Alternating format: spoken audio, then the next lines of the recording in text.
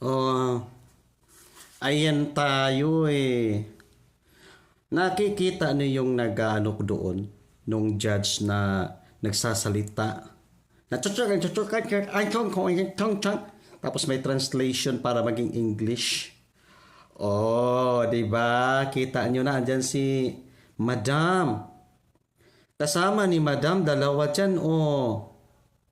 Anong gagawin natin? Ito na yung simula na hindi talaga natutulog ang Panginoon. Hindi talaga, naku, ang hirap magpitaw ng salita, mga langga.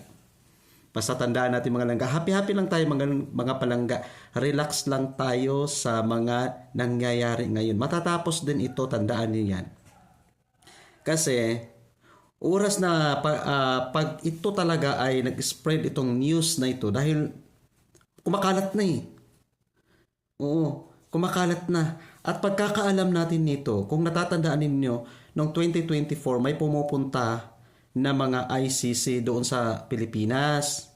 O, di ba? Yun eh. Yun yung plano nila.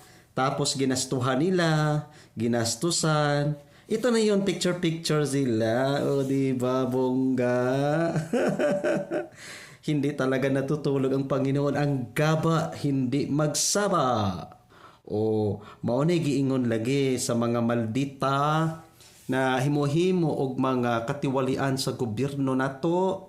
Mauna ni ang inyong maamguhan. Unta, makaamgo pod mo sa inyong gibuhat kay Tatay Diggs. Oh, usaon naman na nato ni. Inda ay Madam. Madam Todd. Bertod, maluoy. Unta ang kasing-kasing maablihan sa mga awa. Agoy ginoo ko. Abi ninyo mga langga no, mga wakwak. Yung kanina napanood ko.